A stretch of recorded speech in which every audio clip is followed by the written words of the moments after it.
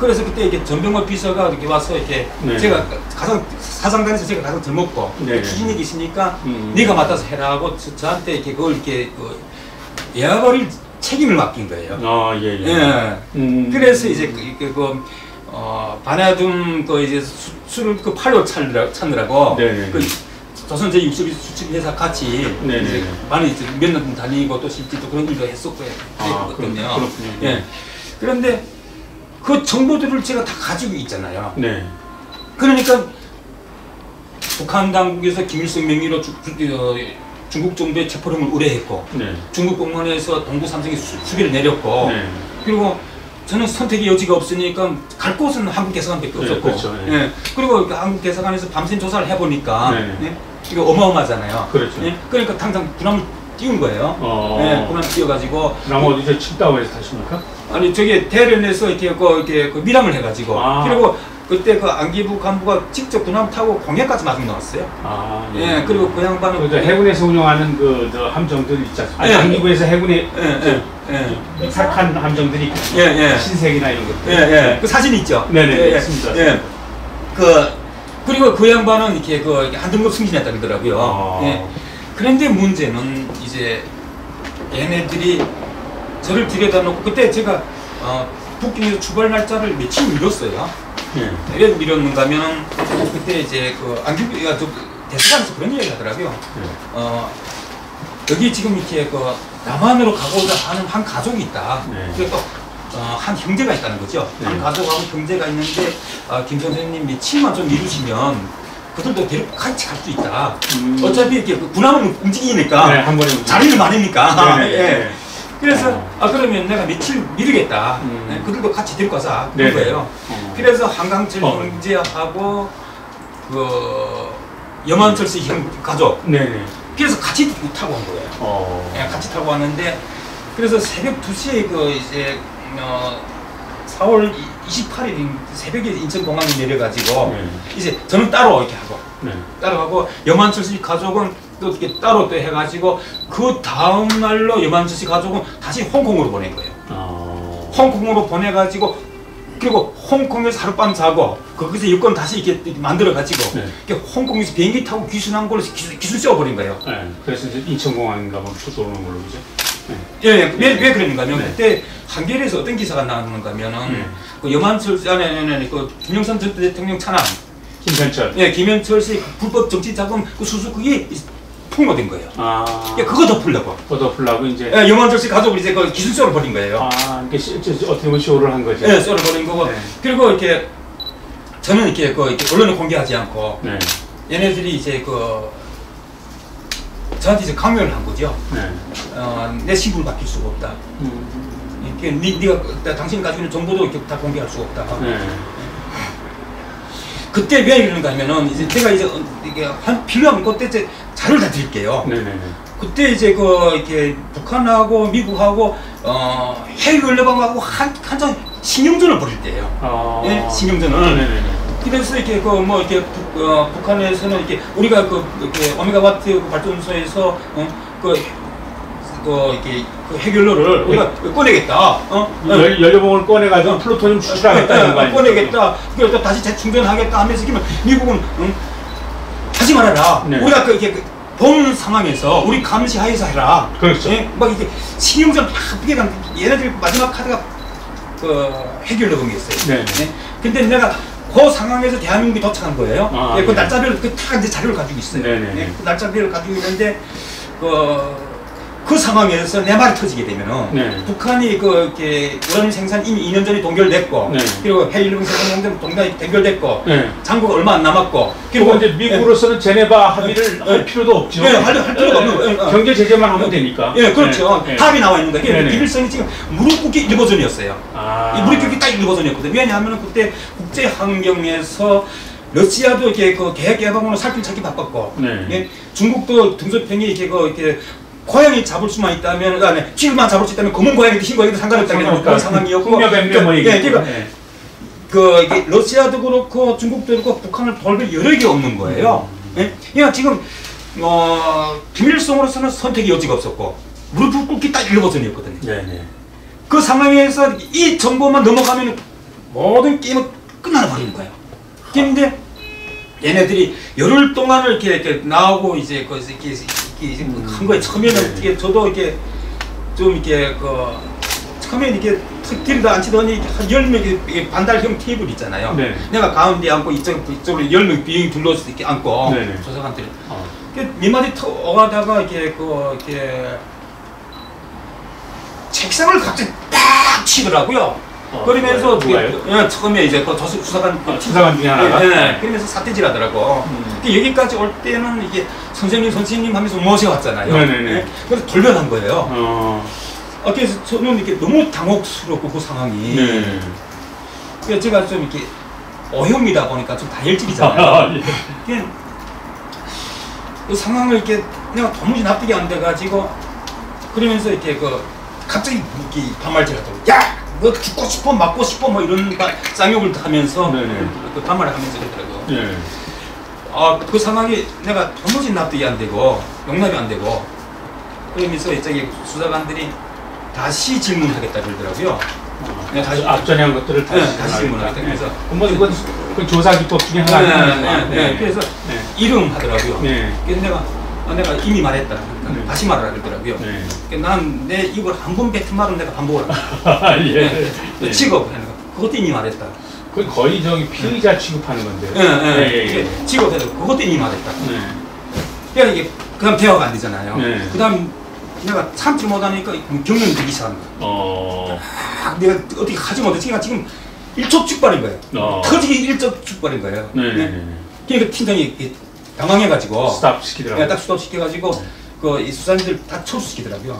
철수가 되게 작전 회의 다시 하더라고요. 그러니까 그때 내가 말을 한마디씩 잘못했는데 이렇게 너무도 어린 사람들이 나한테 반말하니까. 아니요. 그 팀장이 왜 나보고 경련 일으키는가 그러더라고요. 마지막에 이렇게 다 철수하면 남아서. 너무 분하니까 그런 거예요. 나는 내 인격을 존중한다. 내가 내 인격을 존중하는 것만큼 당신들도 내 인격을 존중해라. 분명한 거는 당신은 포로가 아니다. 그렇죠. 내가 선택을 했다. 그리고 나보다 어린 사람들이 반말질하는 것이 기분 나쁘다. 나도 북한에 있으면서 이렇게 김일성 측근들하고 내가 있다가 여기 같이 있다가 여기 온 사람인데, 그냥 내가 나이를 놓고 이렇게 수준 어디라고 얘기한 것이 아니고 수준을 놓고 얘기한 거예요. 나는 그 그림 있잖아요. 그렇죠. 그래서 이제 국가고, 이런 국가를 움직이는 사람들이기 때문에 좀 이렇게 내가 보는 어떤 신사다운 그런 게 있었거든요. 그런 걸 기대하고 오셨어요. 그런데 완전히 이게 뭔지 동네 양아치들 같은 거예요. 그래서 내가 그걸 놓고 수준이라고 얘기한 거예요. 그래서 알았다고. 그럼 가서 작전회의 다시 다 하고 마치고 나오면서 일일이 다 나한테 사과하면서 나이 바뀌더라고요. 당시보다 나이가 많다는 걸 얘기한 거죠. 그래서 저는 나이를 놓고 얘기한 게 아닌데. 그래가지고 이제 다시 이거 조사를 받고 나서. 근데 요구 조건이 내 신분을 바꿀 수 없고, 그 다음에 내가 가진 정보를 발송할 수 없고, 그리고 미국에 이 정보를 넘겨줘서는 안 된다. 왜냐하면은 도무지 이해가 안 될 거예요. 그건 왜냐? 그때가 김영삼 정부 아닙니까? 그러니까 뭐 완전 좌파 정부도 아닌데. 그래서 그 이유가 뭐냐 물어보니까 오늘의 동지가 내일이 적이 될 수 있다. 이제 그 이야기를 하더라고요. 미국이요? 그게 그 이야기를 하더라고요. 실제로 그 말대로 미국이 중국도 이게 전략연구소를 북한의 핵 개발 정보에 대해서 너무 모르잖아요. 지금까지도. 그거 지금 사실로 지금 현실로 드러난 거예요. 미국은 그냥 위성으로 고생했어. 음료수 한 잔 맛있어? 맛있습니다. 조심히 들어가. 그러세요. 그거는 물론 정보하는 사람들은 상대방 우방이라도 믿지 않는 거는 있어요, 물론. 근데 그 핵 관련 정보를 공유하지 않는다는 건 말이 안 되죠. 그러니까 핵위기가 있는 상태에서. 그리고 또 한 가지, 북한에서 내가 섬겼던 영감들을 안전을 보장해달라. 그렇게 요구를 하셨어요. 요구를 하니까 그 팀장이 뭐라고 이야기하는가 하면은, 그걸 왜 김 선생이 거의 걱정하냐. 한 사람이 더 피해를 보게 되면 그 사회에 대한 반감 가진 사람들이 더 늘어날 게 아니냐. 그건 당신이 걱정할 거가 아니다. 이렇게 한 거예요. 그게 난 거기서 내가 완전 무너지더라고. 아, 이 사람들이 내가 상대할 사람들이 못 되는구나. 믿지 못할 사람들이죠. 예, 예. 그래서 내가 생각이 확 바뀌더라고. 좋다. 그러면은 내가 이제부터 내가 보고 만진 것 이외에는 이야기 안 한다. 그런 거예요. 그래서 그 팀장도 오케이 하더라고. 이것은 정보관이 자세가 아니거든요. 정보를 이렇게 얻으려면 상대방의 마음부터 얻어야 되잖아요. 맞습니다. 예. 완전 더 양아치들인 거예요. 그리고 이제 이제 다음 날부터 이제 공갈이 들어오기 시작하는데 내 이제 그 신분을 밝힐 수가 없고 내 정보를 밝힐 수가 없고 특히 미국이 이 정보를 넘겨줘서는 안 되고 이런 것들을 그리고 자기네가 갖고 온 소주더라고. 갖고 온 소주면서 열흘 동안 그걸 하더라고요. 예? 이제 언론에 이제 그 기자회견 할 때 그대로 말하는 거. 그리고 이제 한 열흘 정도 한 줄 정도 지나가지고 연합뉴스 이제 기사가 나온 거예요. 그때 이제 기사가 나갔는데 뭐라고 나갔는가 하면은 제 신분을 폐수 처리 작업 반장으로 공개한 거예요. 폐수 처리 작업 반장으로. 그리고 이렇게 배고픔을 견디지 못해서 왔다. 생활고를 견디지 못해서 왔다. 이제 이런 걸 완전히 이제 그렇게 이제 하고 그리고 지금 북한에서 우라늄 핵연료봉을 8월 기업소 생산하고 있다. 완전히 이렇게 거의 정보를 유포시키는 거예요. 생산하고 있지 못한데도 생산하고 있다. 8월 기업소 생산하고 있다. 지금 북한이 지금 그 핵연료봉 가지고 미국을 지금 압박하고 있는 상황하고 맞춰가지고 연합뉴스에 그 기사가 나간 거예요. 이거 완전히 간첩들이죠. 그러니까 그래서 내가 두려워하기 시작한 거예요. 이 사람들이 정말 이렇게 국가를 위해서 일하는 사람들. 북한 보위부가 거의 동일시기에 내가 공포를 느끼기 시작한 거예요. 사실 그렇잖아요. 국정원이나 보위부나 똑같다는 거죠, 그죠? 내가 그 자료를 다 보여줄게요. 내가 이제 그 시기적으로 딱 있어요. 이렇게 기자회견이 5월 7일 날 했는데 5월 7일 당일에 이제 북한하고 미국하고 이제 해외로고 가서 씨름한 거 자료도 다 있어요. 그 기자회견에서 내 이름이 신분이 그대로 오픈되고 내가 누구고 그리고 2년 전에 북한의 우람 생산과 해결로 전반적으로 동결되고 이런 걸 딱 오픈되면은 제나베 회담은 그냥 이렇게 끝나버리는 거예요. 그렇죠. 맞아요. 그때 그 상황으로 인해서 북한 핵 개발은 완전히 해결돼 버리는 거예요. 그렇죠. 북한 핵의 실상이 알려지면 미국이 무슨 중수로 지어질 필요도 없었던 거고. 그렇죠. 그런 거죠, 그죠? 그래서 그러니까 이게 얼마나 정보관들 하나의 판단이 맞지. 물론 정보관 하나가 결정은 안 했겠습니다만 그 무슨 국가정보원장이라든지 정권 차원에서 어떤 생각을 갖고 그 북핵 문제를 다루는 우리 김 박사님을 다뤘는지 그거에 때문에 오늘날 지금 북한이 핵보유국으로 가는 거 아니겠습니까? 그리고 이렇게 이제 당시 북한에 이제 이렇게 플루토늄을 추출하는 데는 성공했어요. 핵물질 확보하는 데 성공했고 농축 우라늄도 지금 이렇게 국한에서 국제사회에서는 2000년 이후로 보고 있잖아요. 비슷한 칸 박사가 이 기술을 넘겨져 가지고 한 걸 생각하는. 네네. 저도 그렇게 알고 있습니다. 근데 이미 87년도에 김일성이 이렇게 말하는 것이 북한 핵개발에서 가장 큰 성과가 우라늄 농축기를 주체한 것이라고 했거든요. 그리고 북한의 우라늄 핵연료봉은 천연 우라늄을 사용해서 그냥 이렇게 사용하는 거예요. 농축하지 않은 상황에서. 왜냐하면 흑연 감속제이기 때문에 감속료는 농축하지 않은 우라늄을 사용해요. 그런데 87년도에 김일성이 교시가 있고 나서 농축 우라늄 찌꺼기가 나오기 시작하더라고요. 농축 우라늄 찌꺼기가 이제 아주 걸쭉한 강냉이 죽인데 검은색을 띈 거예요. 저는 그걸 제 눈으로 봤잖아요. 제 눈으로 본 거고. 근데 이제 플루토늄도 이제 러시아에서 구글순 밀수에다가 생산을 했고, 그러니까 핵물질은 확보를 했는데 핵무기를 만들려고 하게 되면은 고도의 정밀 기술이 필요합니다. 고도의 정밀 기술이 필요한데 북한이 그때 이 정밀 기술이 너무 낙후했어요. 정밀 기술이 어느 정도 기폭 기술도 없었죠. 정밀 기술이 너무 낙후해가지고 이렇게 이 유압식 펌프도 못 만들었어요. 그래서 이렇게 핵폭탄을 만들려고 하게 되면 유압식 펌프 만드는 정도의 기술이 있어야 되거든요. 정밀 기술이 있어야 돼요. 그러니까 이 정밀 기술은 기계 정밀 기술들은 모두 이렇게 설비들을 다 이렇게 수입을 해다 썼어요. 다 수입하는 상황이었거든요. 그리고 내가 그때 와서 내가 오픈한 것이 지금 이렇게 그 핵실험장을 지금 이렇게 길쭉구 근방에 지금 건설하고 있다. 네. 그 이게 언론에 나갔어요. 이게. 예. 제가 직접 이제 공개했어요. 네. 공개를 하고. 그럼 여기 나와서 말씀하신 건가요? 네. 그러니까 지금 건설 중에 있다. 네. 하지만 그들이 이제 아직 핵무기 제조에서 이 정밀 기술이 부족해가지고 이게 그 어려움을 겪고 있다. 그런 상황을 다 이해한 거예요. 핵물질을 확보하는 데까지는 성공했다. 그런데 제 말이 그대로 다 이루어진 거예요. 1차 핵실험에서 이렇게 실제 핵폭탄의 그 효과의 3분의 1밖에 못 미쳤거든요. 2006년도에. 1차 핵실험에. 그리고 이제 그 3년 후에 이제 그것이 이제 보강돼가지고, 정밀 기술이 보강돼가지고, 그 이제 제대로 된 핵실험이 성공한 거예요. 2009년도가 사실상 성공으로 봐야 돼요. 1차 핵실험 보게 되면 완전히 그 정밀 기술이 미숙했던 것이 그 적나라하게 나타나요. 제 말이 사실이라고 하는 것이. 그래서 피식탄이라고 이제 우리나라 핵전문가들은 피식탄이었다 이렇게. 그렇죠. 정밀 기술이 부족을 해가지고. 그런데 문제는 그냥 제가 그때 그러니까 플루토늄을 얼마나 이렇게 추출했느냐. 그러니까 제가 12kg 이렇게 생산했다는 걸 내가 이야기했어요. 12kg. 근데 IAEA가 가서 이렇게 사찰한 것은 8kg에서 했고, 제가 이제 말한 언론 제가 이제 제공한 것은 12kg로 그 위키백과에도 그렇게 나가 있지만, 그는 제가 이제 94년도 이 붉은 순 밀수하고 이렇게 소련 러시아에서 밀수했군요.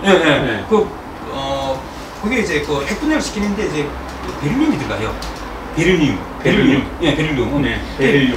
북한 사전에는 이제 그 베릴륨으로 되어 있어요. 북한 사전은 이제 베릴륨으로 되어 있고 가로하고 불란서어로 베릴륨이라고 한다고 딱 가로에 있어요. 그러니까 저는 제가 본 사람이니까 그거 하잖아요. 그걸 왜냐하면은 그때 러시아에서 그 붉은 선하고 베릴륨이 이렇게 평양으로 들어왔어요. 밀수를 하려고. 그 북한대 러시아 소련 정부대 정부로 이렇게 한 건 아니에요? 정부대도 하는 건데 어떻게 민간으로 이렇게 들어온 게 있었어요. 민간으로 밀수가 들어온 게 있었는데 그것이 이제 김정은이한테 이제 직보가 들어가지고 김정일한테 직보가 들어가지고 그걸 무조건 확보해라. 이걸 애국이라는 내기는 사람한테는 이렇게 민족 방역죄를 치고 이게 처형해라. 근데 그 붉은 순 내가 이게 정보를 내가 입수한 것은 일본에서도 그 필요로 한다고 하더라고요. 붉은 순을.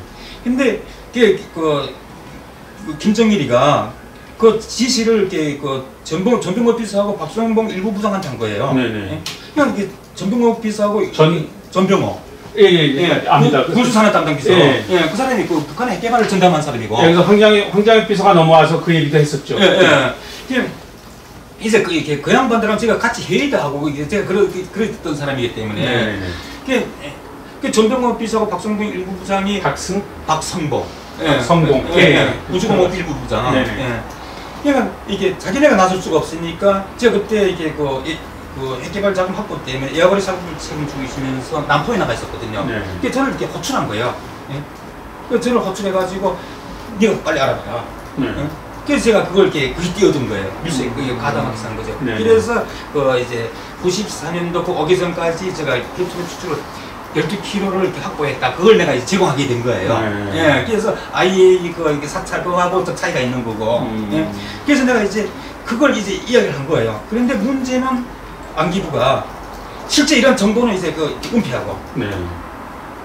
그때 강명도 씨가 북한이 이렇게 핵무기를 이미 5개를 개발했다고 한 거예요. 그리고 올해 안에 10개를 이렇게 목표다. 이렇게 한 거예요. 근데 이제 강명도 씨는 핵단지에 가본 적도 없잖아요.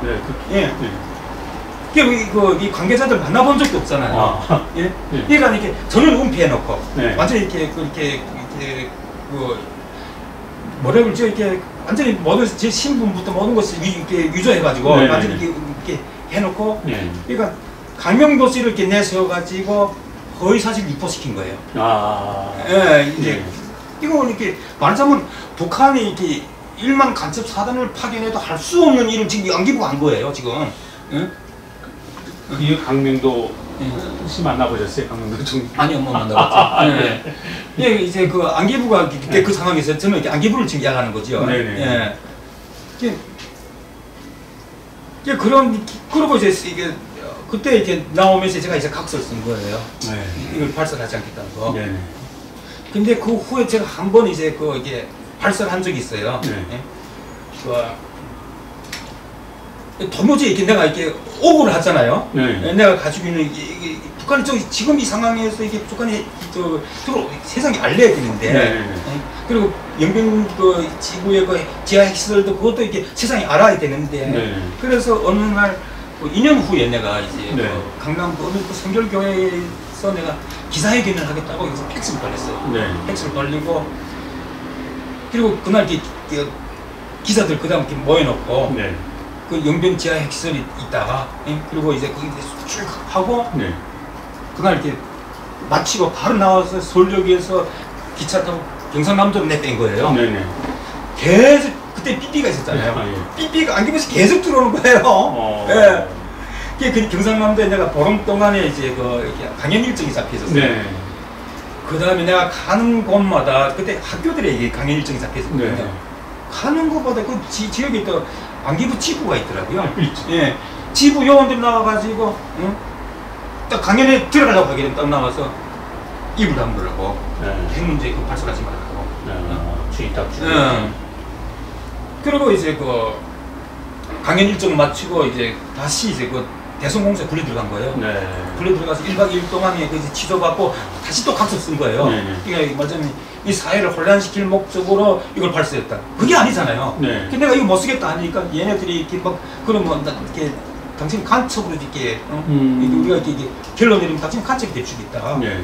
그냥 좋은 게 좋은 거니까 받아 쓰라고. 네네네. 그래서 내가 불러준 대로 쓴 거죠. 이 사회를 혼란시킬 목적으로 내가 이런 허위사실 유포했다. 네네. 말도 안 되는 거예요. 네. 그래서 내가 그다음부터는 이거 정말 이거 보이부보다 정말 북한 보이부 못지않게 내가 거의 두려움을 느낀 거죠. 네네. 예. 그리고 지금 이 상황이 지금 북한의 이 핵개발이 고도화되면서 이 상황이 온 거죠. 예. 그래 당시 안기부장이 권영애 안기부장이셨나요? 예, 그렇죠. 그렇죠? 예. 그분이 그분은 아닌데 정권 차원에서 뭐가 있었던 것 같은데. 그죠? 그러니까 이제 그때 이제 보게 북한 되면 의혹을 계속 이렇게 좀 핵개발 의혹이 있는 걸로 이렇게 해야 정치적으로 좀 이렇게 도움이 되지 않겠습니까? 아들 문제도 이제.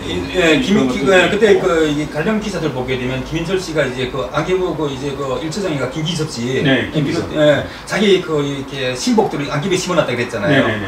그리고 그 후에 이제 총선 보게 되면은 북한하고 이제 판문점 도발 사건도 일으키고, 그러면서 북한하고 이제 내통했잖아요.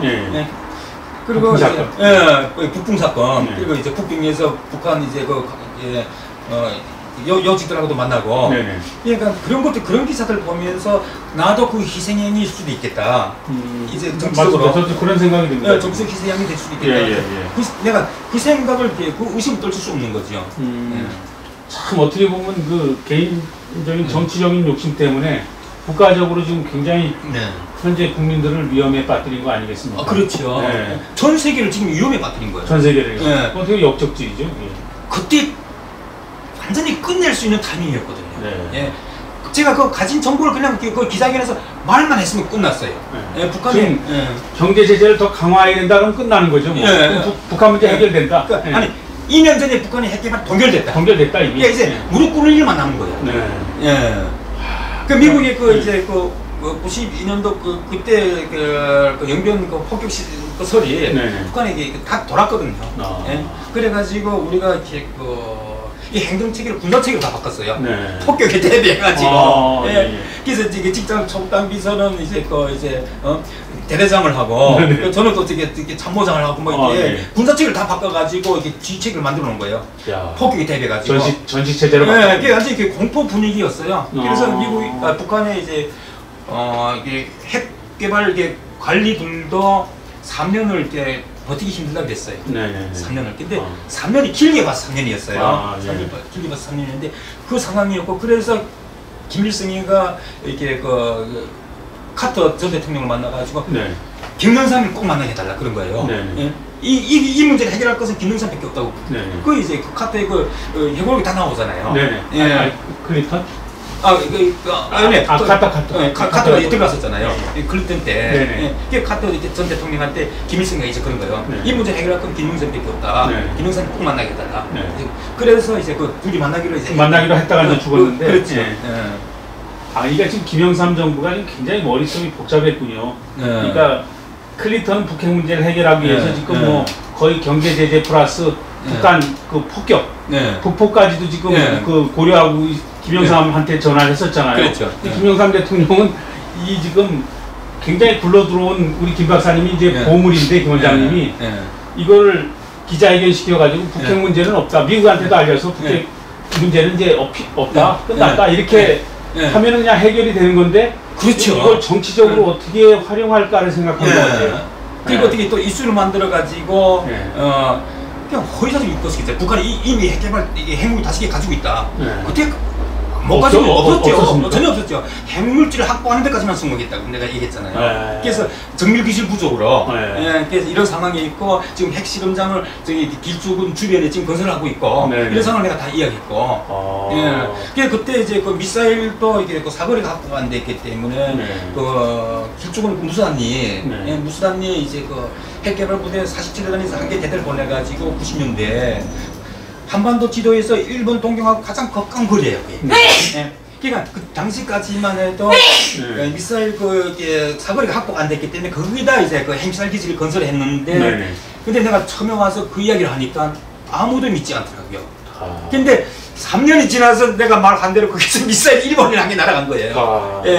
그 다음에 일본 사람들이 저를 믿기 시작하고 그래서 일본 언론에서 이제 인터뷰하자고 그러고 그렇게. 그렇죠. 그래서 내가 일본에 가서 국회에서 기자회견을 하고 그 생방송이 나가고 그런 거죠. 요새는 일본에서 원장님 부르지 않습니까? 제가 이제 이 우주 연구를 하면서 이제 일부하고 다 이제 차단하고 차단하고 일본에서 제안도 왔었어요.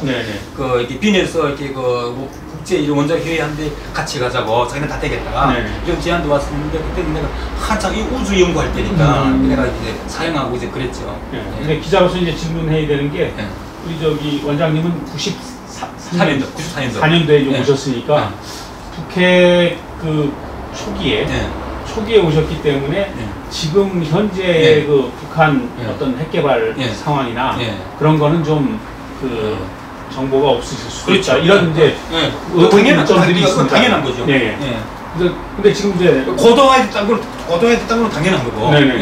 근데 세밀하게 디테일까지는 모를 것이다. 그렇죠. 그런 얘기들이 있고요. 근데 이제 유튜브에서 방송하시는 건 이제 위성 사진상으로 지금 나오는 것들, 뭐 미국의 노틸러스 연구소인지 뭔지 하는 것들 보면 그 잘못된 정보들이 굉장히 많다고 지적하고 계시잖아요. 어느 날은 저는 이게 신문을 안 보기 때문에 제가 계속 연구만 하다 보니까 이렇게 오로지 반복하는 일이 오로지 우주였어요. 우주 연구만 하다 보니까 근데 우연치 않게 기사를 보기 시작한 거예요.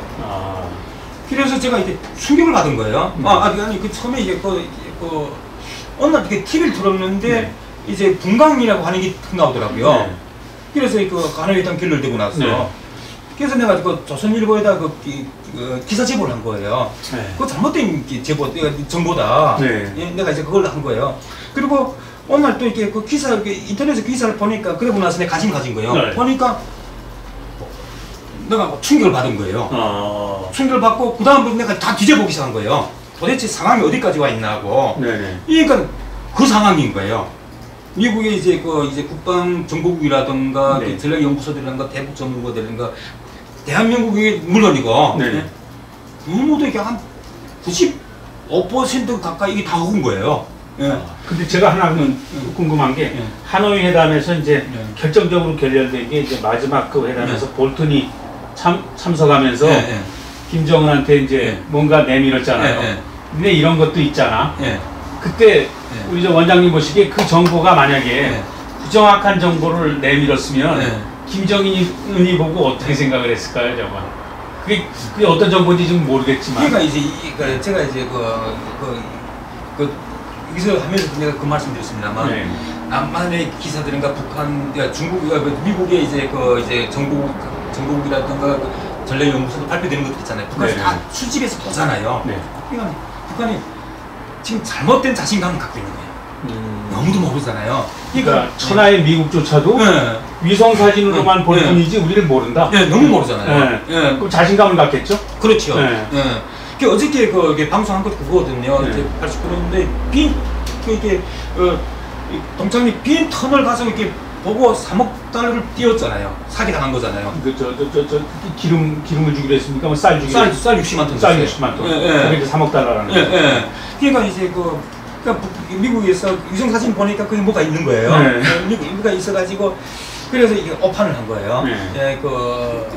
예, 이제 분광지구 헬스들 이제 감속로, 우리가 왔던 감속로를 건설한 부대가 그걸 건설했다는 것에 미국 정부 당국은 주목했다고 나와 있어요. 네. 예, 그리고 89년도에 건설을 했다. 이게 잘못된 정보인데, 이게 말하자면 사건은 분명히 있었어요. 네. 예, 현장도 맞고, 네. 분명 거기서 이게 어떤 지하 시설 공사를 했고, 네. 위성 사진에 찍혔고, 네. 예, 그리고 그 부대가 이렇게 말하자면 그 건설한 행위자가 용의자잖아요. 네, 그렇죠. 그 용의자를 추적이 중요한 거예요. 맞아요. 예. 근데 미 정보 당국에서는 영변 핵시설, 흑연 감속로를 건설한 부대가 이동해서 그걸 했다 그런 거예요. 네네. 근데 그 부대는 지상 건설 부대이기 때문에 그 부대가 가지고 있는 장비로는 땅을 팔 수가 없어요. 예. 이렇게 지하 터널을 판 부대는 49여단이거든요. 네, 49여단인데 우리 말하면 공병여단. 예. 북한이 이제 3공병구 핵개발 부대가 있어요. 네. 핵개발 부대 이제 여러 개 여단들이 있는데 네네. 그 중에 49여단은 전문 지하 핵시설만 전담하는 부대예요. 예, 이 부대는 일본에서 수입된 이렇게 장비들로 무장했거든요. 트럭부터 시작해서 굴착 장비, 그다음에 이게 지하 터널 팔려고 보면 지하수가 나오잖아요. 그러니까 이게 수중 펌프 이렇게까지 유압 펌프가 뭔가 일본산이에요. 다 전부 일본산인데 일본 거만 동결하면 되겠군요. 예. 거의 그죠. 예. 근데 이 부대가 이제 84년도에 이게 둘로 나눴어요. 네. 기본 본여단은 이제 대강군이 아니고, 그러니까 대강군 동창리가 아니고 청계리 천마산 쪽으로 들어가고. 네. 그러니까 북한에서 이게 청계리 천마산 그거는 이게 보이지 않고 빈터널을 보여준 거예요. 예. 그래서 진짜 거기 천마산 터널이 중요한 건데. 예. 그리고 49전에서 이렇게 본 여단은 이렇게 그게 청계산 그 부근으로 들어가고 나머지는 평산으로 파견됐거든요. 평산에서 우라늄 방산 확장 공사를 했어요. 85년도에 이렇게 들어가가지고 완료된 것이 89년도예요. 예. 그리고 우라늄 방산 확장 공사를 마치고 나서 철수를 해가지고 동창리로 들어간 거예요. 그리고 동창리에 땅을 파기 시작했는데 갱도 파기 전에 터널 파기 시작했죠. 그걸 보여준 거예요. 이게 본진이 본 여단이 만든 청계산 밑은 그걸 갖춰놓고. 그건 아주 비밀 시설을 가지고. 이게 빈 터널을 보여준 거예요. 그러니까 미국이 이런 정보를 알았더라면은. 어저께 방송에도 그런 얘기를 했지만은 우리가 어떤 사건을 수사하면서 기본 기법이 용의자 추적이잖아요. 그러니까 용의자의 알리바이만 증명하게 하면은 되잖아요. 그러니까 사건은 분명히 있었고 현장도 분명하고 그렇다면 용의자의 알리바이만 검증하면 되거든요. 제가 미국이라고 하게 되면은 이런 정보들 가지고 이 49여단에 너네 84년도에 본진 얘기 들어갔고 나머지는 이게 평산에 가서 우라늄 광산 확정 공사 89년도에 철수해서 이거 했지 않느냐. 그러니까 이 49여단에 대한 알리바이를 검증해라. 그럼 내가 3억 달러를 줄게. 그럼 되잖아요. 그렇게 했으면 됐다니. 그럼 되잖아요. 우리 일반적인 수사 기법에서 볼 때. 근데 미국에 그런 기초 정보가 없다 보니까 완전 사기 당한 거죠. 그리고 이제 빈터널 말고 알짜배기 터널 그쪽을 보여달라고 했었어요, 이제 그죠? 그렇죠. 그건 이렇게 북한에서 지금도 감춰놓고 안 보여주는 거죠. 참 지금 보면 이제 그때 유튜브에서도 말씀하신 게 평산 쪽에 사진상에 나오는 거 검으니까 그게 이제 그게 탄광. 광산이라고 얘기했다는데 그 광산은 거기서 좀 떨어진 데에 있다고 그러셨죠? 평산에서? 아니 우라늄 광산이? 거기는 이게 파쇄장이잖아요. 북한에서는 파쇄 직장이라고 그리고 파쇄하는 기계를 마감기라고 하는데 이게 파쇄장 오른쪽 길을 따라서 쭉 가면은 이게 평화강산이 있고, 네. 그다음 또 이게 이 남천강하고 내성강이 합하거든요. 그 내성강 건너서 예성리에 또 예성광산이 있어요. 예성광산. 예, 내성. 예, 내성광산 있고, 그리고 또 개성 쪽으로 나오면서 금천에 또 금천 월암강산이 있거든요. 그러니까 이 세 강산에서 최강된 강수들 그게 다 불어넣는 거예요. 평산으로 몰리는군요. 예, 그 파쇄장으로. 예. 몰려놓으니까 그걸 광산이라고 했군요. 그렇죠. 예, 그게 보게 되면 45도도 이게 경사가 돼 있는데, 그래서 강차에 이제 1톤짜리 강차가 있는데, 거기다 이렇게 실어가지고 리를 따라서 쭉 올려가지고, 이렇게 마감기에다 투입을 하는 거예요. 네, 마감기에 투입을 하게 되면 그 물하고 1대5로 이렇게 보입기로 섞어가지고 300m로 이렇게 파쇄하는 거예요. 네, 그래서 이제 우리는 그 생산 공장으로 이제 공급을 하는 거예요. 네. 근데 이제 죽처럼 돼서 가는군요. 네, 1대5 고액비로. 네, 물하고. 1대5 고액비. 고액비. 예. 고체 액제 비율. 예, 그렇죠. 예. 미국에서는 위성사진만 보니까. 걔가 이게 그 광산으로 이제 오판을 하는 거지. 예. 그리고 또 이제 참 이렇게 웃기는 게 이 원강은 이렇게 우라늄 생산 공장 울타리 안에 들어올 수가 없거든요. 왜냐하면 그 안에는 파쇄 시설이 없기 때문에. 예? 그런데 이제 미국 전략연구소를 보게 되면 거기 새로운 원강 두기 이렇게 득대장이 생겼다고 이렇게 얘기한 거예요. 그것은 이렇게 제가 봤을 때 너무 어처구니 없는 거죠. 이게 울타리 안에는 이게 우라늄 생산 공장 울타리 안에는 원광이 들어올 수가 없는데, 얘가 이제 설비 고장이 나가지고, 이렇게 침출 직전 안에 우라늄 탱크 여러 개가 있어요. 근데 이게 고장이 나버리게 되면은 한 30분 지나게 되면 굳기 시작해요. 딱딱하거든요. 예, 이 우라늄 액이 굳기 시작하거든요. 그러니까 그때는 이렇게 사람이 들어가서, 농사 들어가서, 장화를 신고 들어가서 사업으로 퍼내요. 남한에서 그랬다면 큰일 나죠. 근데 그때도 저 방사선에 노출은 됩니까? 그렇죠. 그렇게 뭐 이게 심하진 않지만. 근데 그 사업을 이렇게 퍼내가지고, 그다 뒷것을 또 해가지고, 뭐 이렇게 구르마 같은 거 있잖아요. 그다 막 담아가지고 마당에다 버려놓는 거예요. 마당에다 버려놓고, 그냥 원광이 아니라 인공위성에서 찍어보면 그것이 원광으로 이 사람들 착각하는 거예요. 설비 고장이 나서 그걸 퍼낸 걸 마당에다 쌓아놓은 걸 모르고. 거기에 우리 원장님처럼 계셨던 분이 아니고 그런 사정을 알 수가 없군요. 그렇죠. 그러니까 이제 그런 것들을 보면서 북한 핵개발 지도부가 잘못된 자신감을 갖는다는 거죠. 몰라도 너무 모르니까. 미국으로서 위성사진 분석의 한계네요. 그런 그렇죠. 알 수 없는 거죠. 거기도 이제 분석 전문가들이 나름대로 있지 않겠습니까? 미국도. 그렇죠. 근데 지금 이제 유튜브에서 말씀하신 것 중에 이제 굉장히 굉장히 중요한 문제인데, 지금 평산지구에서 우라늄 지금 추출 작업하면서 폐수, 오수들이 이제 흘러나오면서 물고기들도 배 따보면 뭐 시꺼멓고, 그것이 이제 강화도나 이쪽으로 이제 아무래도 합수해가지고 내려오지 않겠습니까? 그러면 우리한테도 어떤 인체에 영향이 있지 않을까요, 저게? 저기 이제 바로 이렇게 예성강으로 합수해가지고 강화도로 흘러 들어오기 때문에 당연히 이제 서해안으로. 그렇죠. 서해안으로 가죠. 그렇죠. 그래서 멀지 않잖아요. 멀지 않으니까. 그 서해안에서 우리가 물고기도 잡아먹잖아요. 그렇죠. 근데 일본에 우리가 지난번 후쿠시마 원전 사고 났다 그래가지고 거기서 나오는 우리가 생태 안 먹잖아요. 수입도 안 하고 지금까지도 일본에 시비 걸고 있는데, 아니 이거는 지금 많이 그렇다고 근데 방사선이 어느 정도 포함되어 있을까요? 그럼 나오는 폐수로 버리는 그런 것들은 이제 폐기물 처리하는 데는 이제 원칙이 있어요.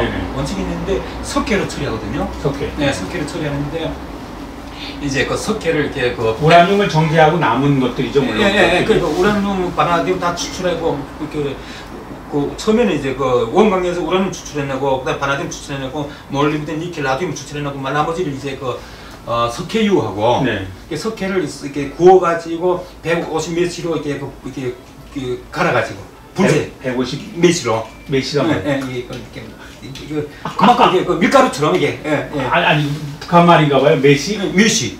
메쉬 이게 전문 용어예요. 미쉬. 메쉬. 메쉬. 예, 메쉬. 예. 얼마나 부드럽냐. 아. 예, 그러니까 이제 800메쉬 이상으로는 식용이 될 수가 있고. 예, 그러니까 아까 우라늄 강석은 300메쉬로 이렇게 파시한다 그랬잖아요. 네네네. 그러니까 이 석계석은 150메쉬로 이렇게 파시하는 거예요. 파시해서. 예, 이게 그 분말 상태. 네.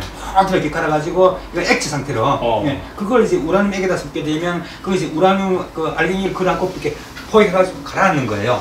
그리고 나머지 물을 이렇게 떠가지고 그 시료가 0.4감마가 나와야 돼요. 0.4감마. 네, 0.4감마가 나와야 되는데 그래야 그것을 이제 처리할 수가 있는데 기술 처리. 방류할 수 있다는 거죠. 네, 네. 그런데 이제 그 설비 고장 나고 막 이렇게 하니까 이제 그 도중에 그냥 왜 설비 고장들이 나는가 하면은 그 일본에 수입되는 그 수텐 가지고 이게 관을 다 만들었지만 네네. 이것이 이렇게 그 모래가 섞여 있기 때문에 이렇게 달아요. 닳고 또 겨울에 또 얼어요. 그렇겠죠. 얼면은 여기서 이렇게 그 폐기물 처리장으로 이 관이 건너가는데 그냥 이렇게 뚝 잘라가지고 그냥 털어버리는 거예요. 강에다가. 강에다 툭툭 다 털고 다시 연결하고. 예, 다시 연결하고. 그리고 또 어떨 때는 뭐 고장나고 하면은 기나 그다 쓰기 보내고. 그러니까 우리나라 같은 건 아주 큰일 날 일이죠. 북한은 일반적이니까. 네. 예, 일반적이니까. 그냥 뭐 그것도 삽으로 푼다는데요. 뭐. 그래서 하루는 이렇게 우리 그 직장에 이제 그 수리 작업반이 있고 전기 작업반이 있는데 이게 전기 작업반 그 반장이 거기다 이렇게 뭐 이렇게 술안주 한다고 그 물고기 잡아온다고 거기다 이렇게 전기를 투입한 거예요. 그러니까 고기도 푹 떴잖아요. 그렇죠. 예. 근데 이렇게 안주하려고 보니까 배를 째보니까 배가 시커먼 거예요. 그게 다 버리라 그랬죠. 그다음부터 아무래도 그 물을 먹니까. 그래서 앞으로 여기선 잡지 말아라 그런 거죠. 그런데 신기한 게 이 폐기물 처리장이 있잖아요. 또 폐기물에는 이게 황산이 많이 섞여 있고, 그러니까 뭐 물론 이렇게 탄산소에다 이렇게 석유도 섞여 있지만 가장 그런 것은 황산이 섞여 있는 거죠. 그런데 이게 그 위쪽으로 올라가면 그런데도 그 위에 붕어가 서식하더라고. 원장님 붕어는 생명력이 굉장히 강한 놈이에요. 그래, 나도 신기하더라고. 잉어하고 또 다르고요. 미꾸리 같이 그냥 오래 삽니다. 아주 지저분한 물에서. 난 이게 너무 신기해가지고. 뭐 시화공단 이런 데 보면 옛날에 보면 붕어들 다 있어요. 낚시꾼들 거기서 하지 않습니까? 먹질 않고 낚시만 하고 또 놔주고요. 그렇거든요. 그러니까 그런 방사선을 쏘이더라도 물고기가 당장은 뭐 이렇게 죽지는 않겠죠. 그렇죠. 웬만큼 쏘여가지고. 근데 인체는 또 다르지 않습니까? 그렇죠. 인체는 그런 것들이 후손들이 영향이 가고 DNA 사슬이 잘라지지 않겠습니까? 그게 무서운 건데요. 그렇죠. 그래서 우리 정부 입장에서 보면 저걸 한번 예성강 김포라든지 강화도 수질 조사를 한번 대대적으로 좀 해야 되지 않을까요? 그럴 필요가 있어요. 이걸 좀 정부가 안 하면 한국 땅에서라도 정부에다 요구해야 되지 않나 이거? 그렇죠. 그리고 이제 이것들은 이게 가라앉거든요. 이게 잔사가 흘러내려오면서 그냥 흘러가 버리는 것이 아니고 바닥에 가라앉기 때문에 광물질들이. 그렇지요. 그럼 그것들이 방사선이 나오죠. 그렇죠. 그게 이제 어느 정도 곱기로 이제 갈렸다고 그러시죠, 그게? 300m로. 300m? 그 정도면 물에는 이렇게 떠서 흘러가긴 흘러가요? 흘러가는데 이게 가라앉는 거죠. 점점 가다가 이제 가라앉고 또 그러죠. 흘러가는 것도 있지만 또 가라앉는 것도 있고 그렇죠. 우리 서해안 물고기 다 못 먹겠네요. 또 그렇게 하면 또 이렇게 너무 또 공포스럽고. 아니 뭐 한국 사람은요 그거 지금 우리 원장님 말씀에 지금 한 줄 나가면요 서해안의 물고기 하나도 안 먹습니다. 그러니까 이게 확인하는 것이 가장 중요한 거죠. 그러니까 정부가 확인해서 안전하다 안 하다. 안경에서 나보고 이게 그 이야기는 하지 말라 그러더라고. 지금 이 말씀이요? 94년도에? 이게 벌써부터 그때부터 이루어진 거 아니겠습니까? 그러면 저 서해안이 얼마나 그러면 그 방사능에 오염됐겠습니까? 그러니까 이제 일본 같은 이거 가지고 굉장히 나쁜 놈들인데요. 일본 같은 경우에는 있잖아요. 일본에서 제가 생방송 2023년도에 갔을 때 그 어느 정도로 이게 그 이슈화시켰는가 하면 우리 대구 지하철 사건 있잖아요. 그 정도로 제 사건을 이슈화시켰어요. 제가 계속 생방송을 하면서 제 생방송을 하게 되면 PD들이 이제 먼저 이렇게 질문상을 줘요. 이런 문제를 가지고 질문하겠습니다 하거든요. 그러면 제가 저는 이게 내가 뭘 말해야 될지 고민하기 싫어하는 스타일이니까 그냥 즉흥적으로 하자. 근데 그 시청자들 반응이 좋더라고요. 그냥 모르면 모른다 길고 그 아는 것만 이해가니까. 그런데 이제 그때 이제 이라크 전쟁이 있었잖아요. 이라크 전쟁을 사담 후세인하고 전쟁을 앞두고 있었고. 그러니까 그게 이제 부시 뉴스를 나가기 전에 부시 그다음에 후세인, 김정일, 나 시사 뉴스를 계속 내보내는 거예요. 그 정도로 이렇게 떠들어댔거든요. 일본에서. 그런데 한국에 들어오니까 캬한 거예요. 너무 신기한 거예요. 그리고 나 일본에가 충격받았던 것이 일본에서는 이렇게 북핵 정보들 그대로 오픈돼요. 이게 한국 언론들에서 많이 지금 이렇게 감추고 있지만 이게 참 문제가 많은 거예요. 그래서 일본 언론에서 그냥 오픈되어 있기 때문에 그냥 그대로 틀어주는 거예요. 그럼 현장을. 그럼 제가 이렇게 보면서 이 사람은 누구고, 이 사람은 뭐 하는 사람이고, 이게 재밌잖아요. 그러니까 생방송 그렇게 하는 거예요. 근데 남한에서는 그런 적이 한 번도 없잖아요. 그러니까 제가 이제 KBS 어떤 프로에 나가게 되면은 안기부에서 먼저 전화 가는 거예요. 그 작가한테 핵 문제만 질문하지 말아라. 이제 그러고. 우리 원장님을 미국에서도 94년대에 오신 다음에 한번 초청해가지고 그쪽에서 어떤 조사를 좀 받으셨죠? 조사라고 하는 거 아닌데 그중에 리포트 안 하셨나요? 얘네들 이렇게 완전히 이렇게 매장시켜놨잖아요. 필수 처리 단장으로 매장시켜놨으니까 그러니까 신분이 곧 정보의 가치잖아요. 그렇죠. 그러니까 저는 이렇게 필수 처리 작업 단장으로 매장시켜놔버렸기 때문에 아는 것이 없는 사람이다. 그러니까 생활고 때문에 왔다. 이렇게 매장시켜 버리는 거예요. 이렇게 별 볼 일 없는 놈으로 이렇게 매장시켜 버리는 거예요. 어떤 거대한 음모가 있는 것 같은데요. 그러게요. 그러니까 지금 이 상황이 온 거예요. 지금 저한테 얘기하셨던 어떤 그런 것들을 한번 정리를 해가지고 한번 책으로 내실 생각은 없으세요? 책을 내려면 이렇게 책 출판대 해주나요? 제가 도와드릴 수 있고요, 라이팅. 그래요? 그것도 뭐 이렇게 출판사들이 이런 걸 출판해 주나요? 그러니까 이제 돈은 어떻게 이제 출판사가 어디서 유통을 하더라도 이게 굉장히 귀중한 거니까. 저는 하고 싶은 게 있잖아요. 소설을 하고 싶은 거예요. 위대한 위대한이 아니고 아주 위험한 거짓말. 이렇게 우리 국정원을 까는 얘기죠. 국정원의 음모죠, 거대한. 그렇죠. 그런 걸로 해가지고 이 핵에 대해서. 저는 이렇게 소송을 하고 싶은데 이 문제 가지고. 국정원에. 국제 소송을 할 수 있는 거잖아요. 그렇죠. 국제 소송을 해가지고 하면은 내가 이렇게 배상금 많이 받을 수가 있잖아요. 그때 북한 핵 개발 끊을 수 있었는데, 이렇게 저를 이렇게 매장시킴으로 인해서 북한의 핵 개발을 이렇게 지금 이렇게 고도화시켰나 버렸잖아요. 그 책임을 내가 물을 수가 있고. 그래서 지금 굉장히 어떻게 보면 이제 그동안 수많은 이제 탈북하신 분들이 오셔가지고 이제 신빙성 없는 얘기들을 좀 하신 분들이 많잖아요. 여기서 조사 과정에서 그냥 자기네 신분이 그 정도는 안 되는데 그냥 맞춰가지고 막 이야기를 한 분들 때문에 우리 원장님 같은 분들이 이제 손해를 보실 수가 있어요. 이제 탈북자들이 이제 책을 출판하는 것들 보게 되면 이제 그런 이야기들 하고 있어요. 북한에 대단한 사람으로 이제 북한에 아무것도 아닌 것을 굉장한 핵시설을 막 이렇게 하고 그래서 내가 저자를 만나가지고 너 이러면 안 된다. 남한 사람들 북한을 먹는다고 해서 이러면 안 된다. 그러면 형님 그 말만 제발 좀 하지 말아주세요. 그래서 내가 다시는 이러지 말아라. 다시는 이러지 말아라. 내가 그 정도 선에서 또 내가 그리고 이제 충고로 한마디에 가는 걸로 내가 끝에 내보냈는데 또 그런 친구들 다 잘 되더라고요. 영국에서 유학도 갔다 오고 또 뭐 다 그렇더라고요. 그때 지금 후에 만나니까 고맙다고 인사를 하는데 그걸 발설. 장진성이요?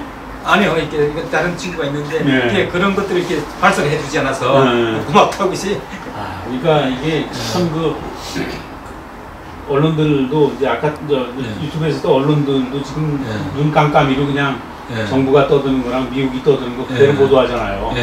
사실 기자들이 전문성은 없으니까요. 그래서 그런 부분도 참 어떻게 보면 아쉽습니다, 그죠? 그렇죠. 너무 안타깝죠. 94년도에 북핵 위기는 플루토늄 위기였고요. 2000년도 칸 박사 그렇죠. 해커 박사 들어가서 보고서 북한이 자신감 있게 얘기했잖아요. 우리 농축 시설 있다고. 그때 그때 이제 우라늄 농축이 우리는 그때 시작된 걸로 알고 있습니다. 그러니까 북한에서 62년도에 이제 영변에 러시아에서 이제 연구용 원자를 들여왔잖아요. 연구용 원자를 들여왔는데 그때 북한이 농축 기술이 없으니까. 그러니까 이 연구로 이 원료를 10% 정도로 이렇게 전농축된 그 원료를 러시아에서 수입을 했어요. 수입을 해서 이게 했는데 그리고 또 이렇게 사양호 재를 또 러시아에서 다 이수해 갔어요. 러시아가 나는 관리를 했고. 그러니까 김일성이도 이렇게 핵무기를 만들고 싶은데 러시아가 저런 식으로 이제 관리를 하니까 깐깐하게 관리하니까. 그러니까 그때까지만 해도 북한에서 생산된 우라늄 전량을 다 이렇게 러시아에 보냈거든요. 러시아에 전에 보냈는데 그것이 이제 보내기 시작한 것이 47년도부터 보내기 시작한 거거든요. 그 동영상 보셨나요? 47년도는 안 봤어요. 그 47년도부터 49년도까지 이제 45년도에 해방이 됐을 때 남한에는 미군이 들어오고 북한에는 이제 국군대가 들어왔잖아요. 그때 스탈린이가 국군대를 내보내면서 이 지질 탐사대를 같이 내보내요. 북한 전역에 대한 지질 조사를 다 해요. 북한에 아주 이렇게 고품 위에 이렇게 우라늄이 상당히 매상됐다는 걸 알게 되거든요. 버릴 것이 없는 보석이라고 그러셨죠. 그래서 이렇게 그때 이제 스탈린은 미군의 그때 당시지만 이게 미국이 핵무기 독점 지대이기 때문에 핵 개발을 이렇게 닥칠 때거든요. 그래서 김일성이한테 빨리 그것을 이렇게 우라늄 강산을 이렇게 개발을 해가지고 그것을 이렇게 지원해라. 그래서 47년도부터 49년도까지 9,000톤이 들어갔어요. 우라늄이. 9,000톤이 들어가고. 어마어마한 양이 들어가요. 그리고 49년도 8월 28일 날 카자흐스탄 이렇게 사막에서 1차 핵실험 시험을 성공을 했어요. 북한에서 보내준 우라늄 강성 가져온 거예요. 9,000톤. 그때부터 파키스탄하고 거래가 있었군요. 아니 이렇게 카자흐스탄. 이제 러시아에 이게 제공된 것이. 카자흐스탄. 러시아에 간 게 이제 카자흐스탄으로 갔군요. 카자흐스탄 사막에서. 카자흐스탄이 소련 연방이었잖아요. 그래서 1차 핵실험 성공하고 미국의 핵무기 독점 지대가 막을 내리는 거예요. 그래서 이렇게 김일성이가 억제력을 얻고 이렇게 남침을 설계하게 되는 거죠. 설계하게 되고 그리고 50년도 이제 3월달에 이제 스탈린이가 이제 김일성한테 보낸 서문이 있어요. 서문이 있는데 이제 그때 51년도 3월달 그때 이제 러시아에 15,000톤 우라늄을 제공하고 그 대가로 이제 비행기, 탱크, 6.25를 일으킬 수 있는 이게 군사 전략물질 다 들여온 거예요. 근데 의문나는 게 소련의 스탈린은 자기네가 우라늄 농축하면 될 텐데 왜 북한에 그걸 왜 했을까? 우라늄 광석을 이제 다 실어갔다는 얘기죠? 그렇죠. 북한에서 생산된 광석을 전량을 이렇게 구소련을 다 보낸 거예요. 생산까지 북한이 했다는 줄 알고. 아니죠. 전량을. 그리고 이렇게 4월 달에 이제 스탈린이 김일성을 이렇게 모스크바로 불러들여가지고 6.25를 승인하거든요. 그렇죠. 그리고 그때 조건이 있잖아요. 모 대통령한테 승인받아라. 모 대통령 승인받으면 나이가 승인해주겠다. 그런 조건이 따랐는데, 그래서 6.25 배경에는 이렇게 15,000톤이라고 하는 이렇게 우라늄 강석이 있어요. 이거가 깊거든요. 그것이 이렇게 그때부터 계속 러시아에 계속 강석만 보내주고, 분강 연변 핵시설 이렇게 62년도에 들어온 연구용 원자로도 러시아에서 이렇게 핵 원료를 수입한 거예요. 강석을 다 보내주고 핵원료봉 만든 거 갖다가 떼서 다 떼고 난 플루토늄은 또 전략 또 소련으로 보내고. 그건 아니잖아요. 김일성이가 그거 해봤자 남는 게 없을 거라는 생각을 했죠. 그래서 이게 82년도에 이제 오메가와트 발전소를 이렇게 건설하는 거예요. 원자로를. 흑연 감성로. 흑연 감성로. 근데 흑연 감성로는 이게 단점이 이제 연소율이 떨어져요. 연소율이 떨어지는 반면에 거친 연료를 뗀다면서요? 10%짜리. 예, 예. 그거는 이렇게 아니요, 그건 천연 우라늄을 써요. 그 이게 농축하지 않은 5%짜리는? 아니야, 오메가와트는. 오메가와트는 이제 그러니까 러시아에서 수입하지 않아도 천연 우라늄을 그냥 떼면 되는군요. 예, 천연 우라늄을 이렇게 정연을 해가지고 그걸 가지고 핵연료를 만들어서 하면 돼요. 예, 자체 기술로 다는 거예요. 예. 그런데 농축 기술이 없어가지고 그렇게 한 것도 있고 또 한 가지는 뭐냐면은 연소율이 떨어지는 반면에 그 사용 후 재가 많이 나와요. 재가 많이 나온다고 하는 것은 플루토늄을 추출할 수 있는 원료가 많이 나온다는 거예요. 예, 그래서 오메가와트 이렇게 한 거거든요. 그러면서 북한에서는 이렇게 이 농축 기술에 대한 연구를 계속 한 거예요. 그러면서 87년도에 김일성이 그 얘기를 한 거예요. 북한의 핵 개발에서 가장 큰 성과가 우라늄 농축기를 주체한 것이다. 우라늄 농축기를 주체한 것이다. 농축기를 주체화한 것이다. 자체 기술로 했다. 그때는 그 우라늄 농축 기술이 없어서 소련에서 이렇게 수입을 했었고, 그래서 또 이렇게 흑연 감속제 원자로를 또 건설을 했고, 그런데 감속로가 이렇게 86년도에 이제 시운전을 했어요. 그러니까 지금 말하는 게 김일성이 말했다는 우라늄 농축 수준은 핵무기용 고농축이 아니고 5메가와트급 흑연로에 필요한 핵연료를 농축했다는 말인가요? 아니죠. 이게 감속로에는 이렇게 농축되지 않은 천연 원료 때는데 그러니까 핵무기용 우라늄을 농축했다는 얘기군요. 87년도 얘기한 거. 그렇죠. 그 굉장히 심각해요. 네, 역사적으로 지금 말씀드리잖아요. 그러니까 이게 오메가와트 발전소는 이렇게 농축되지 않은 우라늄, 천연 우라늄을 그냥 이렇게 정연을 해가지고 이게 핵연료를 만들어서 그냥 떼는 거예요. 그런데 87년도에 이제 김일성이가 북한의 핵 개발에서 가장 큰 성과가 우라늄 농축을 주체한 것을 했고, 그 교시가 있고 나서 그 농축 우라늄 찌꺼기가 나오기 시작했단 말이죠. 그걸 전현으로 봤잖아요. 아까 말씀드렸듯이 이렇게 골쭉과 강낭이쭉 같고 검은색을 띈 그걸 이렇게 다시 이렇게 제가 근무한 우라늄 생산 공장 다시 보낸 거예요. 그거 저는 이렇게 보고 농축 우라늄 찌꺼기는 연료봉 플루토늄이 안 하고 상관없죠. 상관없죠. 그거 상관없고 우라늄 농축하고 나머지 찌꺼기. 슬러지. 저는 그건 전현으로 확인했기 때문에. 이런 것들은 이렇게 그러면 지금 국제사회가 2000년도 이후에 북한이 우라늄 농축 칸 박사한테 원심 불리기 뭐 수백 대 수천 대 수입해가지고 돌려서 그때 그 농축을 시작하고 성공했다고 알고 있는데 잘못 알고 있는 거군요. 그러니까 이게 2000년도에 그러니까 제가 현장에서 본 거하고 너무 동떨어진 이야기를 하는 거예요. 이미 87년도에 완성했다는 얘기야. 그때 이게 저는 그 찌꺼기를 봤기 때문에 그 순서가 우라늄 농축을 먼저 주체화하고 완성한 다음에 플루토늄 추출로 간 건가요? 그럼 북한의 핵 개발이라는 게? 그 플루토늄 추출이 이제 플루토늄 탄, 우라늄 탄에서 플루토늄 탄으로 간 건가요? 그러니까 이제 아까 얘기했잖아요. 핵물질을 이렇게 확보하는 데 성공했지만 이게 정밀 기술 납부 때문에 핵무기 제조에는 어려움이 있었다고. 늦어진 거. 그러나 한참 늦어진 거고. 우라늄 탄은 한참 늦어진 거고. 플루토늄을 플루토늄을 추출한 것은 이제 89년도였어요. 89년도에 좀 늦었군요. 89년도였는데 87년도에 이제 우라늄 아까 플루토늄 추출하는데 맹독소 가스가 나오거든요. 맹독소.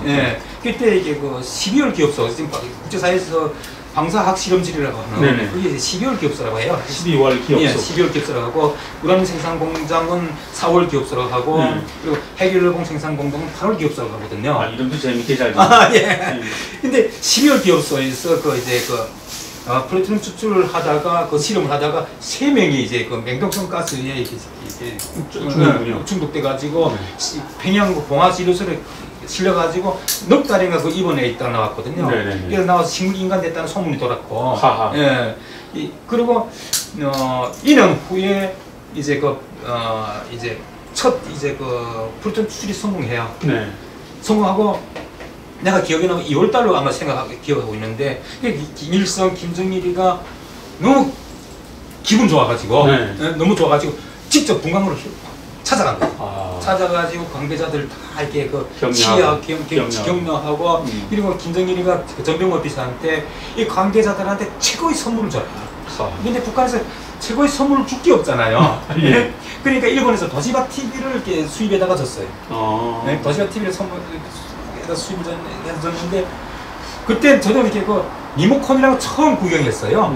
리모컨이 있었군요. 네. 그때 이게 일본에서 도시바 TV를 수입해가지고 이렇게 줬는데 그때 리모컨을 처음 구경한 거예요. 그때 원장님도 받으셨군요. 난 받은 게 아니에요. 저는 이렇게 그 간접 분야는 저는 직접 분야가 아니기 때문에 간접 분야는 북한에서 생산된 대동강 TV를 흑백 TV를 줬거든요. 그래서 저는 흑백 TV를 받았고. 근데 이제 그 간부들이 또 이렇게 이렇게 받은 사람들이 지금 이게 이런 간부들을 자기 집에 초청해가지고 또 보여주잖아요. 근데 리모컨으로 이제 하는 거 너무 신기했던 그 기억이 있는 거죠. 그 소문이 나가지고 와 이렇게 그랬던 적이 있는데 그래서 최고의 선물 줘라 해가지고 그때 플루토늄 추출하고 나서 거의 89년도. 그러니까 그게 이제 우리한테 알려진 거랑은 약간 좀 다를. 맞아요. 그거는 아예 그 사찰하고 딱 맞았던. 딱 맞아 떨어지고. 그러니까 북한이 최초에 2006년도에 핵실험한 거는 그거는 플루토늄 탄환입니다. 네, 그렇죠.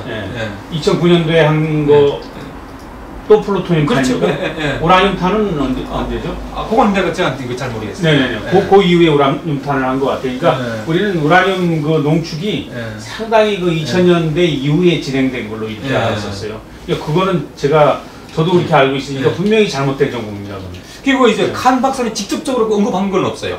칸 박사 직접 언급한 건 없어요. 근데 북한하고 이제 파키스탄하고 거래해서 그 농축 기술을 이제 주고 미사일 기술을 이제 북한이 파키스탄에 줬다는 거 아니겠습니까? 그런 딜이 됐다는 얘기인데 그거는 어느 정도 좀 신빙성이 있는 얘기인가요? 그건 제가 잘 모르는 문제고. 그거는요. 저는 제 현장에서 본 것만 얘기하는 거죠. 칸 박사가 쓴 책에 그런 내용이 나오는 거예요. 그 사람이 이렇게 얘기하는. 근데 제가 이게 또 보니까 칸 박사가 직접적으로 북한에 걸쳤다는 그 언급한 건 없다고 또 느끼는. 그래요? 이 주변에서 이제 CIA라든 그런 데서 또 이게 주장들이 나오고 이제 있지만 칸 박사가 자기 입으로 직접 언급한 건 없다고 나와 있더라고요. 그래서 지금 미국이 알고 있는 북한의 핵 정보라는 게 상당히 어떻게 보면은 정확하지 않을 수가 있다는 말씀이죠. 이런 이렇게 발표된 것들하고 자료들 보면 물론 정보라는 거는 휴민트 정보가 굉장히 북한에서는 우리 원장님 같은 분을 확보해서 하는 게 중요하지 않습니까? 그 플러스 위성사진 모든 것이 다 종합돼야 이제 정보가 될 수 있는 건데 지금 보면은 미국은 그런 정보요. 위성사진이라든지 그런 걸 통해서만 하는 것 같은데 그냥 지붕만 찍잖아요. 지붕만 찍잖아요. 지붕만 찍죠. 근데 지붕 안에서 뭐가 이루어지는지 그렇지요.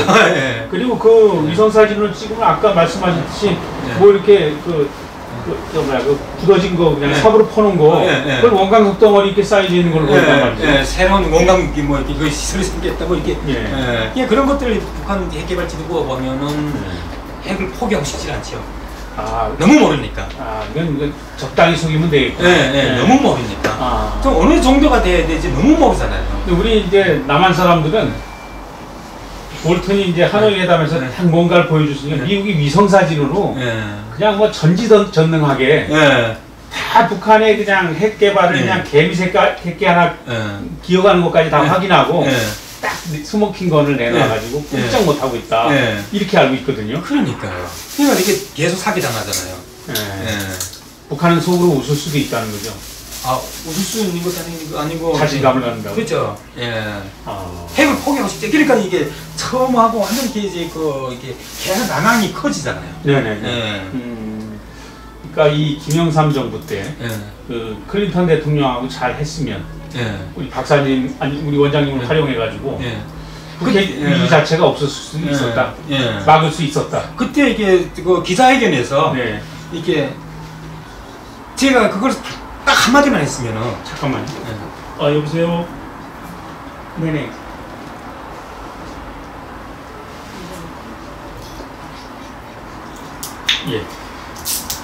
기자회견에서 제가 딱 이렇게 한마디만 했으면 끝났어요. 2년 전에 이미 북한의 핵 개발은 동결됐다. 그 말 한마디만 했으면 끝났어요. 지금이라도 미국에서 좀 우리 원장님 말씀을 들을 필요가 있지 않을까요? 그러니까 그렇죠. 물론 그 사람들은 원장님이 오신 게 94년도이기 때문에 너무 올드하다. 지금 상황은 모를 것이다. 그래서 안 만나려고 할지도 모르겠어요. 아, 그렇죠. 근데 그죠? 이제 중요한 것은 이제 북한의 이 핵 개발을 어떻게 해결해야 될지 리스트 자체도 없는 거예요. 근데 저거는 알고 있잖아요. 25년 전이라도 내가 이야기하는 것은 그거죠. 이게 북한의 영변 핵시설을 전담한 43여단. 그다음에 우라늄 평생 우라늄 생산 건설한 47여단. 47여단에서 90년대 한계 대대를 파견해가지고 무수단리에 핵미사일 기술을 건설했단 말이죠. 그다음에 49여단이 대강군 천마산 동창리 쪽에서 지하 핵시설을 건설했고. 그리고 그것이 이게 94년도의 상황이에요. 그러면 이 부대들이 어디로 옮겨가지고 어떤 공사를 했고, 그러니까 말하자면 북한에서 핵 개발이라고 하는 사건이 생겼단 말이죠.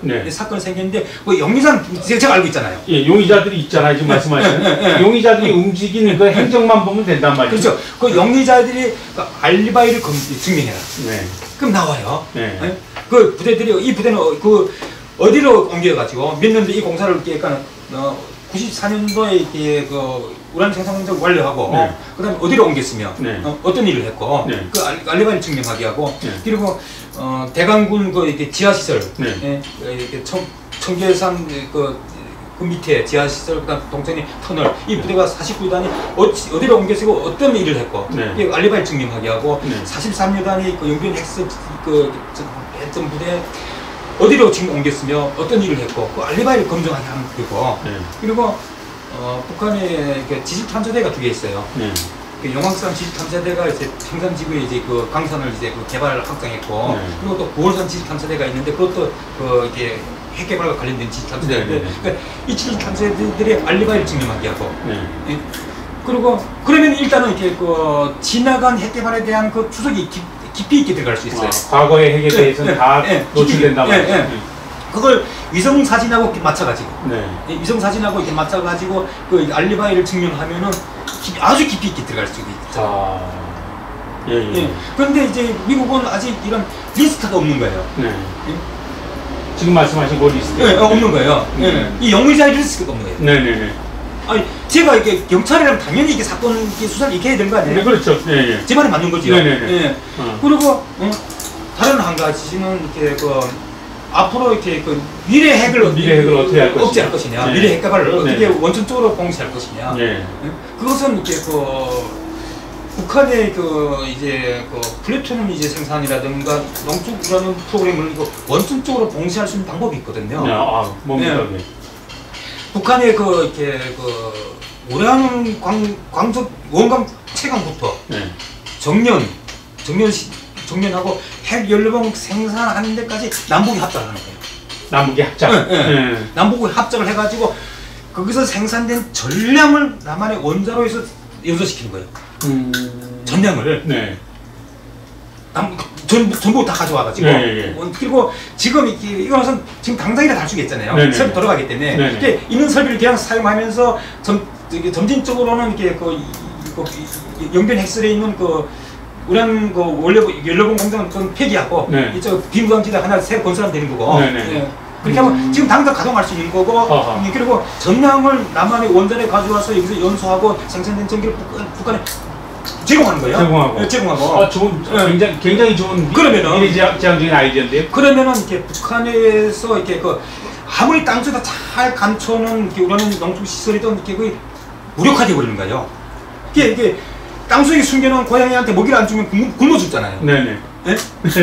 그러면 북한에 있는 50메가와트 발전소라든가 태천에 200메가와트 발전소라든가 무력화돼 버린 거잖아요. 그냥 없어져 버리는 거예요. 그러면 북한에서 판단할 때 이렇게 그냥 쓸모없는 것 그래서 다 내놓자, 오픈하자, 갈 수밖에 없는 거예요. 그러니까 미국에서 너희가 정말 핵 개발을 정말 한국 개발을 하지 않겠다는 의지가 있으면 이 제안을 받아들여라. 하면 되는 거예요. 여기 지금 말씀하신 그거를 북한에 제안하면 된다는 거예요. 만약에 이걸 안 한다 그러면 너네들은 계속 핵을 가질 의지가 있는 것이다 이렇게 판단하시죠. 얼마 전에 워싱턴 포스트지에 실린 기사를 보게 되면 미국 행정부 관리의 말을 인용해가지고 지난해 푸틴이 러시아에서 김정은이한테 그 핵무기 그 개발을 하지 않겠다는 그 전제 조건으로 북한에 원자력 발전소를 지어주고 네. 거기서 사용 후 이렇게 재를 네. 회수하는 방법을 제안한 거예요. 네. 그 이제 포스턴 시에 실렸어요. 네, 워싱턴 포스트. 실렸고 네. 그리고 이제 또 미국에서 하게 되면은 네. 이제 만약 경수로 같은 이런 제네바 회담 방안이 다시 재탕이 된다면은 예. 상당량의 이게 부담을 이렇게 한국이 또 안을 수밖에 없어요. 예, 그렇죠. 경제적으로. 예. 그런데 항상의 비서에 이렇게 증언에 의하면 이미 그때 경수로 그때 북한은 경수로서도 핵무기 플루토늄 추출할 수 있는 기술을 이미 확보했어요. 예? 이게 중요한 것은 북한에서 이렇게 자체 우라늄을 전면한다는 것은 네. 국제사회가 북한에서 자체로 우라늄을 원강을 채광해가지고 우라늄을 전면한다고 하는 것은 농축한다는 거는. 예. 어디에서 땅 밑에서 우라늄 농축할지 모르잖아요. 그렇죠. 예? 그리고 또 지하 시설에서. 그걸 모르잖아요. 예. 그리고 또 북한에 또 자체로 또 이렇게 원자력 발전소 돌아간다고 하는 것은 또 어떻게 또 몰래 또 플루토늄을 뽑아낼지도 모르잖아요. 맞습니다. 그러니까 이래저래 국제사회는 안심할 수 없는 거예요. 네네. 하지만 원강 채광부터 정면 핵연료봉 생산까지 남북한이 합작을 해가지고 거기서 생산된 원료봉을 남한의 원자를 몽땅 가져와가지고 여기서 연소시켜가지고 네. 북한에 전기를 공급하는 시스템이라면은 네. 국제사회가 영원히 안심할 수 있는 거예요. 그렇죠. 예, 이게 북한의 이제 아무리 잘 숨겨놓은 농축우라늄 프로그램이라든지 플루토늄 추출 시설이라든지 그냥 무력화돼 버리는 거예요. 네. 무용지물이 되는 거죠. 네. 예, 이거 미래지향적으로. 그렇죠. 예? 제 말이 맞지 않나요? 예. 그걸 미국이 제안을 이제 할 수 있고 우리 정부도 제안할 수 있죠. 그래서 내가 문재인 대통령한테 그래서 청원한 거예요. 이거 빨리 미국에 협상 테이블에 올라갈 수 있게 이렇게 해달라. 그러니까 이제 답변이 답변이 왔어요. 이렇게 부패 방지하고 상관이 없기 때문에 들어줄 수 없다고. 국민권익위원회에 올리셨나요? 그렇죠. 그러니까 이 부패 방지하고 상관이 없기 때문에 들어줄 수 없다는 거죠. 제가 부패 신고한 게 아니잖아요. 그러게요. 네네. 이런 코미디, 이런 세상에서 산다는 게 참 제가 25년 동안 이렇게 살아왔잖아요. 그 제안은 언제 하셨겠어요? 한 몇 달 됐어요. 2달 정도 됐어요. 자, 오늘 개략적으로 말씀 잘 들었고요. 네. 그 유튜브하고 제가 이렇게 잘 참고해가지고 기사를 작성을 해보도록 하겠습니다. 월간 조선 아니 주간 조선에. 예. 그거하고 우주를 한번 하자고요. 암흑물질을 따로 하시죠. 제가 너무 재밌어가지고 그럼 이거랑 섞으면은 그렇죠. 섞으면 그게 죽습니다. 그렇죠. 제가 그때 그럴 것 같아요. 당연하지. 그것만 부각 따로 해야 되니까. 그래서 그 부분도 정말로 이제 우리가 소중히 얘기할 부분 같고 암흑물질이 아니고 암흑물질이죠. 암흑물질. 말하자면 이제 올해 노벨상을 받는 그러니까 87년도 지난 재작년에 문재인이가 이제 당선된 2017년이죠? 2017년에 10월에 노벨 물리학상을 받은 사람들이 중력파 검증에 공헌한 사람들이 3명이 받았어요. 근데 그 사람들은 이 중력이 이게 우주 진화의 동력이라는 걸